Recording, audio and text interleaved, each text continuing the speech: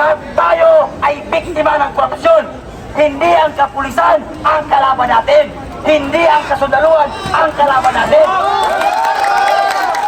Bago kayo magtapag-tapangan, mag-isip-isip kayo. Pag kayo nahuli ng pulis, nadampot kayo, yung leader nyo, pati yung grupo nyo, hindi kayo sasamahan sa loob ng kulungan.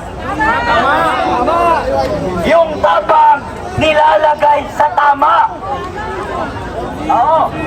Kung dinadaan nyo yan sa lahat, magkuha na kayo ng 100 truck na bato.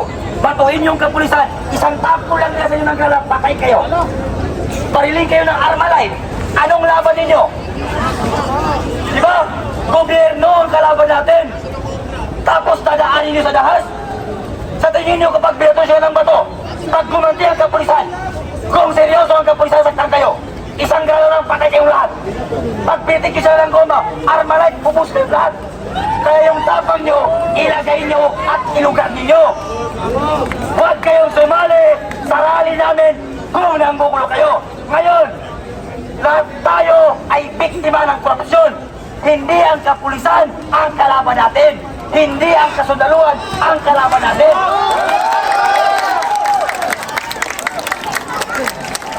Tanungin natin ang mga sarili natin. Bakit tayo nandito? Hindi ba't para labanan ng korupsyon? Ang mga kapulisan, nagtatrabaho lamang sila. Gaya natin sila, biktima rin sila ng korupsyon. Akala ko ba sa kabataan pag-asa ng bayan? Bakit tayo nanggugulo?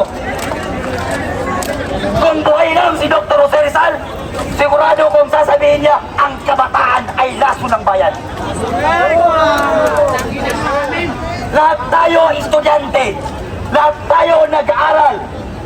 Imposible na ikaw na estudyante magpa-under ka sa putang ina na para lang saktan ang mga kapulisan. Estudyante tayo, tapos magpapa-under tayo sa mga komunista. Nag-aaral tayo, pinapaaral tayo ng mga magulang natin. Para saan? Para gumanda ang ating kinabukasan. Bakit natin pinapalasahin si Marcos? Para maitigil ang korupsyon. Dahil ayaw natin na mamana ng kabataan sa susunod na henerasyon ang pamumulitiko na puro nakaw. Kaya tayong mga kabataan, magkaisa tayo at sugpuin natin ang korupsyon sa ating bansa at pababain si Bongbong Marcos sa pwesto ng walang daas. Wika laban sa korupsyon, wika laban sa politiko na magnanakaw. Hindi daas ang kailangan natin. Kung siseryosohin tayo ng pulis at kasundaluhan, ano ang laban natin? May basuka, may chopper, may helicopter, may tanke, may amphibian missile. Anong laban ang bato natin? Anong laban ng mga bote na natin? Ayan! Umula ng bato ang mga putang ng mga komunista na yan. Kaya tayo, pinapaaral tayo para sa mga kinakabukasan natin.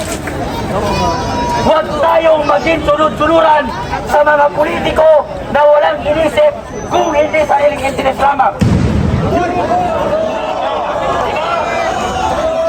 Sabi ko sa inyo pag sineryoso tayo ng pulis, ubus tayo. Mag-isip-isip muna kayo bago kayo maging matapang-tapangan.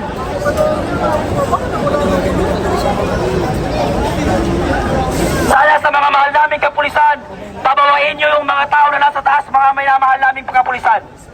Hinihingi po namin sa mga kapulisan natin na pabawain nyo po ang mga pulis na nasa taas. Ay nasa taas ng mga tao. Pababain po natin mga sir, mga minamahal namin kapulisan. Pababain nyo po yung mga taong nasa taas.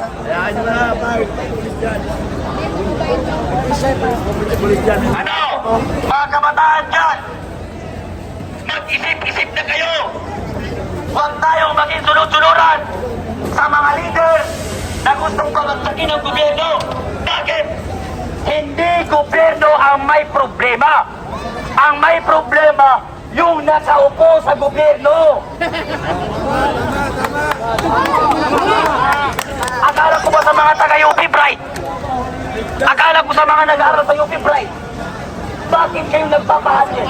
Bakit kayo nagpapareklot sa mga komunista para babagsakin ang gobyerno? Inuulit ko, hindi gobyerno ang kalaban natin. Ang gobyerno ng Pilipinas, walang problema. Ang may problema, yung nakaupo sa gobyerno. Iisa lamang, iba yun natin. Sa tingin mo, pag inalis natin ang gobyerno, anong mangyari sa Pilipinas? Tell me. Sagutin mo, pag pinabagsak natin ang gobyerno, ano ang mangyari sa Pilipinas? Hindi nga, kaya tatanong kami. Kung gusto mo pinabagsakin ang gobyerno, ano? Oh, di ba? Yan ang problema. NPA!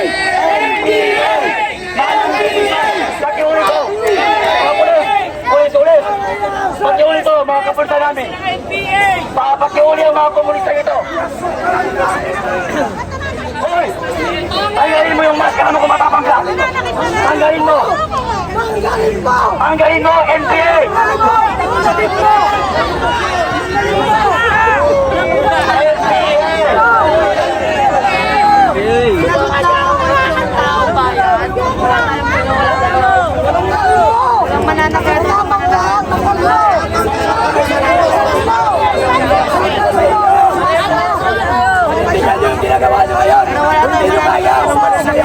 Walang mananakit.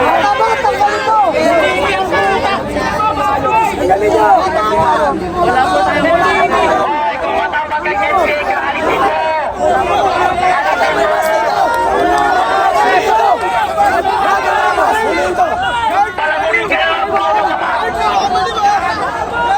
Pinapaaral ka na nga! Binibigyan ka na ng baon!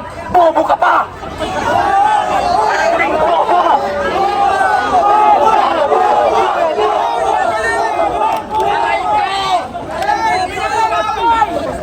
Yan yung hirap sa NPA! Palamunin na nga! Pinapaaral pa! Bobo pa!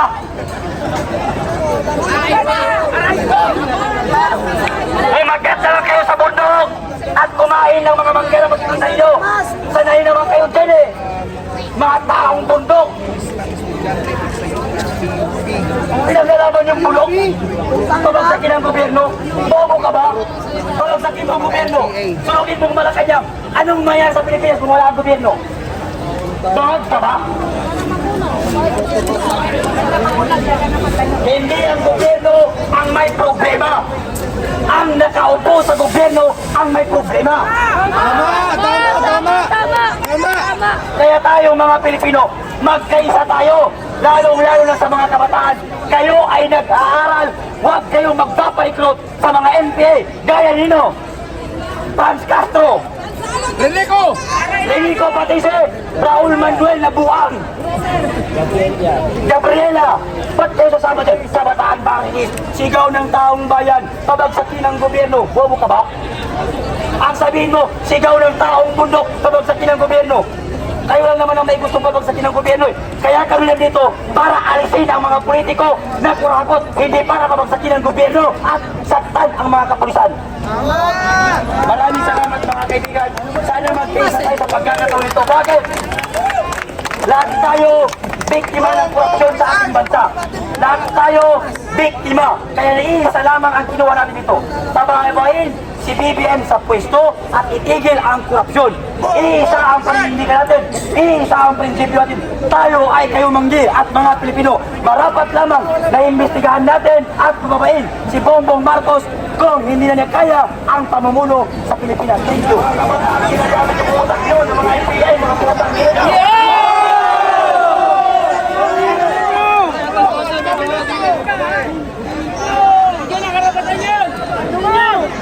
Ano sinasabi mo? Ano sinasabi mo?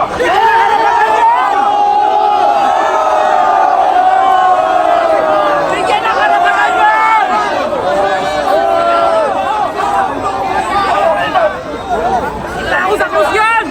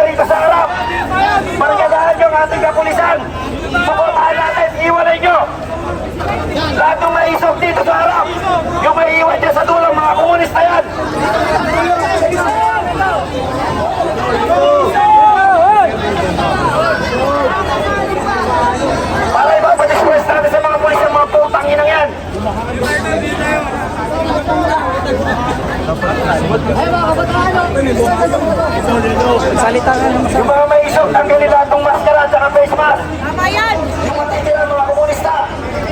Huliin ang pulis. Ay, wala naman takip na takip. Lahat tayo may karapatan, pero huwag yung pabuyin. Ang lihiti mo ang nagpapahayag ng salubin.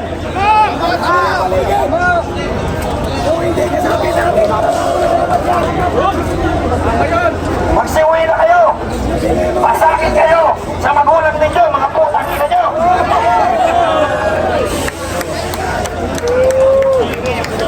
Sino pinaka-leader nyo? Papunta nyo dito sa harapan.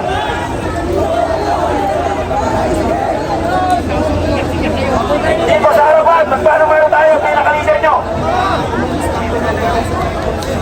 Ang putang ina nyo, doon talaga sa bundok.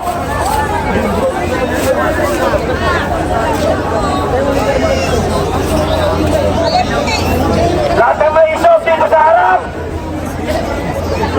Samahan nyo ang araw ng kapulisan. Lahat ng vlogger, lamin na rito. Bigyan ng division. Mamaya, ang mga taga-kampo ang ginado